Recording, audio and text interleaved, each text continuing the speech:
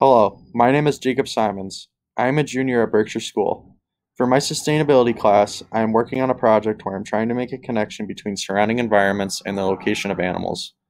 I will also try to find the connection between different species and the resources that sustain them.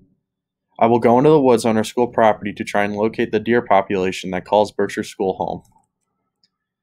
For this project, I will be going into the woods looking for signs of deer, including tracks, trails, rubs, and scrapes.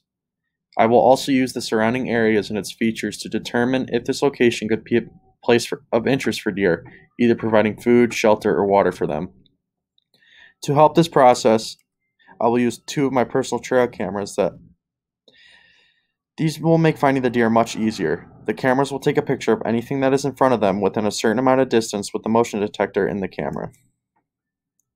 To start my project, I've been researching the art of tracking. The majority of my learning has come from three books given to me by Mrs. Ward.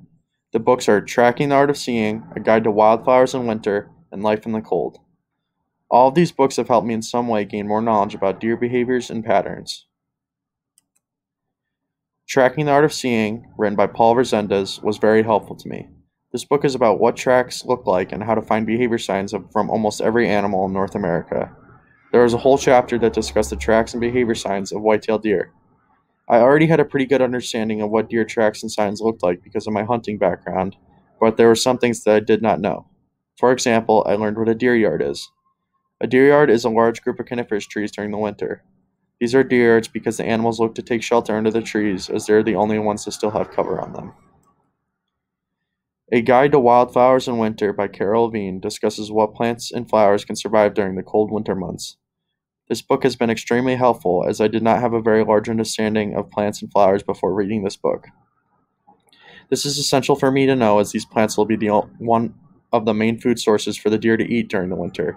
If I am able to successfully find things like fruit, acorns, or low-hanging branches, it would significantly help me in my process. Finally, the last book that I was given was Life in the Cold by Peter J. Marchand.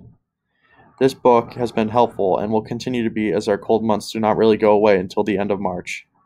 I learned a lot about deer patterns in winter because I did not know much about them before, as the hunting season ends right before the hardest months of winter come.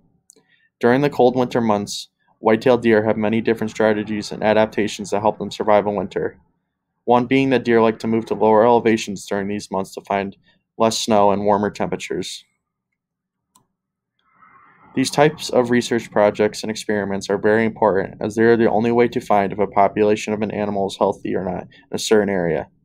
I hope to apply this to Berkshire School on the mountain. One of my goals is to find out if there is a healthy deer population. In most ecosystems in North America, deer are very important. If there's not a healthy deer population, the rest of the ecosystem will struggle tremendously. Finally, my last goal of this project is to be able to make a connection between surrounding environments and location of deer. To me, this is very important, as not only will it help me in this project, I can apply this knowledge outside of school. I will be able to take all these skills I have learned from the winter and spring and apply them to hunting, which is one of my favorite hobbies. I chose this as my project because wildlife and the environment is something that I am very passionate about. Growing up, hunting and fishing has been very important in my life, and I have been doing it as long as I can remember. Thank you for watching.